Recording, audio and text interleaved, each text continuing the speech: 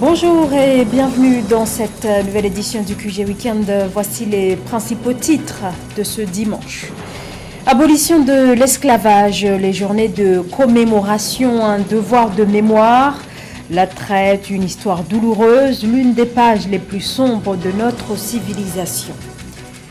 Une politique défaillante, des structures publiques inadaptées, une discrimination persistante, dénoncent les associations qui leur viennent en aide.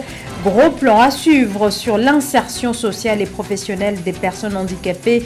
Nous prendrons la direction du Tchad. Jean-Louis Gasset est nommé sélectionneur de l'équipe ivoirienne de football. Le technicien français succède à Patrice Baumel, dont le contrat s'est achevé début avril. La mission du nouveau coach, remettre les éléphants sur le devant de la scène africaine. Mais tout d'abord, et avant de développer ces titres, les pourparlers sur la situation à l'est de la République démocratique du Congo, des pourparlers qui butent sur la question de l'intégration de rebelles au sein des forces armées régulières. Il n'y aura pas d'intégration collective de combattants au sein de l'armée nationale. C'est une ligne rouge.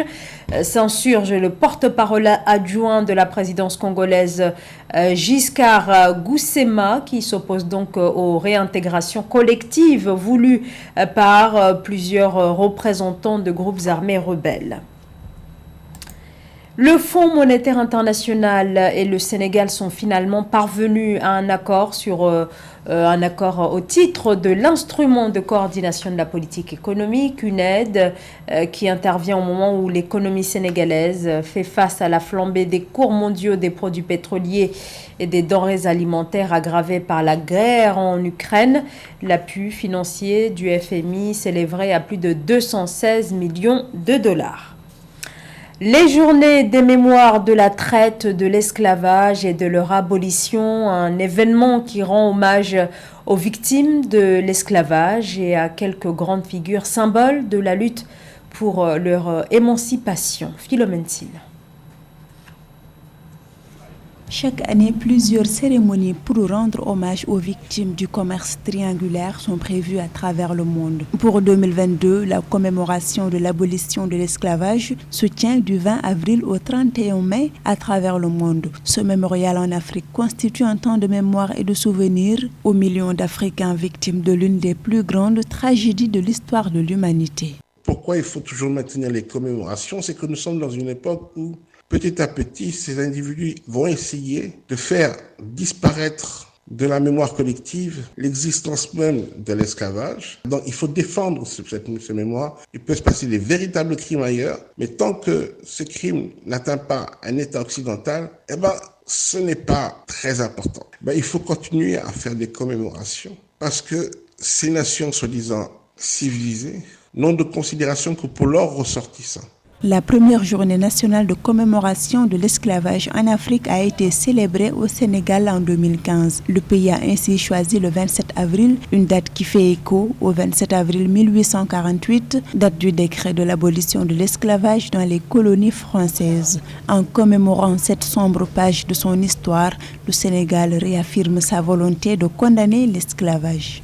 L'Afrique doit se prendre en charge et justement rappeler à la face du monde que ces nations ont eu à commettre un crime contre l'humanité, même si, pour des raisons pécuniaires, elles refusent de qualifier ainsi l'acte qu'elles ont eu à poser par le passé. C'est pour ça que les commémorations contre l'esclavage sont très très importantes et doivent être maintenues. Selon certains historiens, il est impossible d'avancer vers l'émancipation humaine sans rendre justice à ce traumatisme historique et lui donner la place centrale qu'il a concrètement occupée. En Afrique, près de 10% de la population vit avec un handicap. Trouver un travail, se déplacer, le quotidien peut se révéler pour la majorité d'entre eux un véritable parcours du combattant en raison d'un environnement inadapté et d'une prise en charge inexistante. Illustration au Tchad dans ce reportage de Mahamat Ramadan et Christian Djimadeu.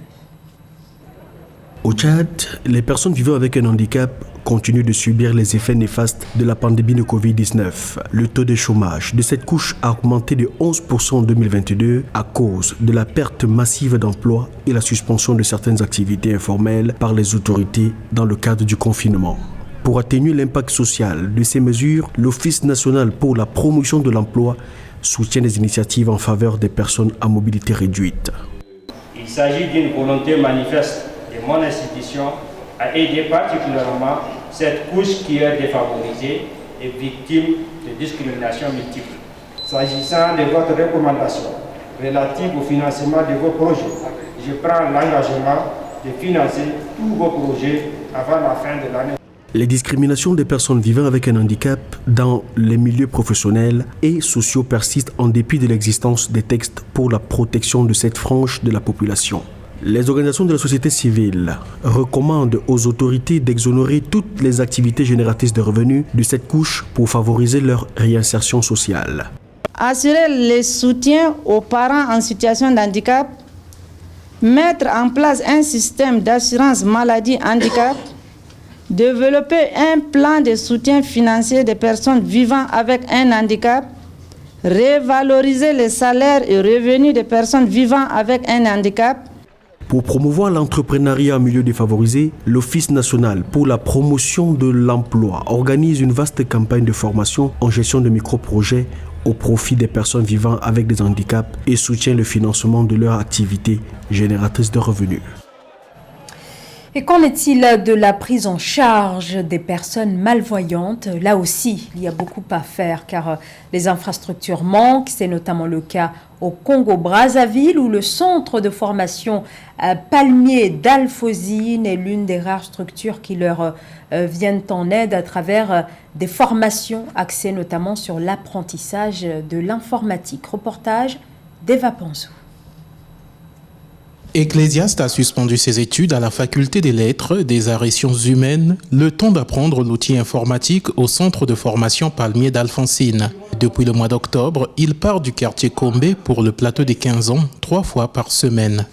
D'abord, le problème de transcription des copies du noir en braille ou du braille en écriture noire. Ensuite, la prise des notes à l'université. C'est cela qui m'a motivé à apprendre l'informatique et surtout que nous sommes maintenant dans l'ère du numérique. Auparavant, j'avais même du mal à saisir ne fût-ce que bonjour, mais aujourd'hui, j'arrive même à saisir tout un texte entier.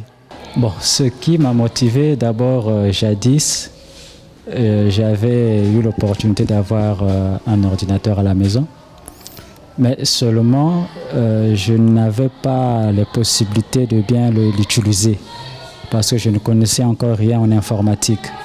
Comme lui, nombreux autres déficients visuels ont saisi l'opportunité offerte par Chris Onze, qui est le président de l'association Main de Secours, d'apprendre l'outil informatique. Toutefois, il est impossible d'accueillir plusieurs volontaires en tenant compte de l'étroitesse du lieu d'apprentissage, des difficultés financières des apprenants, mais aussi du manque de matériel informatique en bon état. Nous n'avons que 5 ordinateurs pour près d'une centaine de personnes inscrites.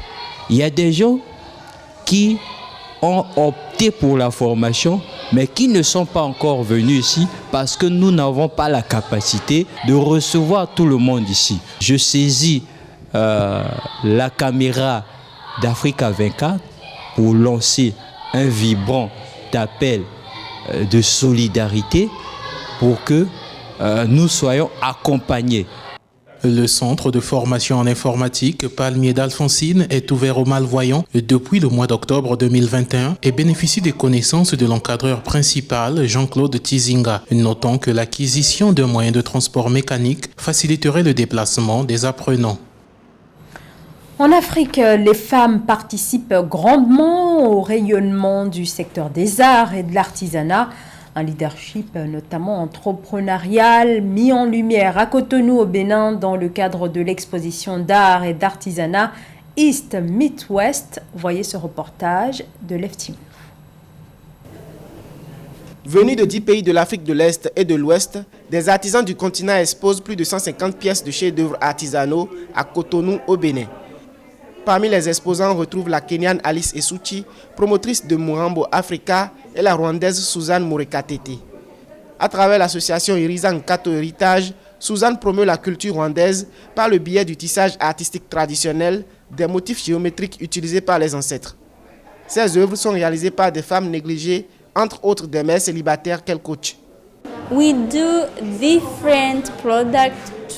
Nous avons réalisé différents éléments et articles produits de la culture rwandaise.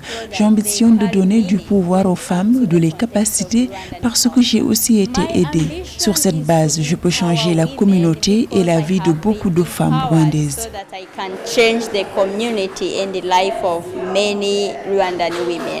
East Meet West est un cadre de collaboration et de développement de partenariat entre artisans de l'Afrique de l'Est venus à la découverte de leur homologue de l'Ouest. Une initiative de la Galerie Couleurs d'Afrique qui met en scène l'artisanat africain au Bénin. À travers East Meet West, Sandra Idossou, militante pour la protection de l'environnement et la promotion de l'artisanat local, entend inciter le consommation local et africain.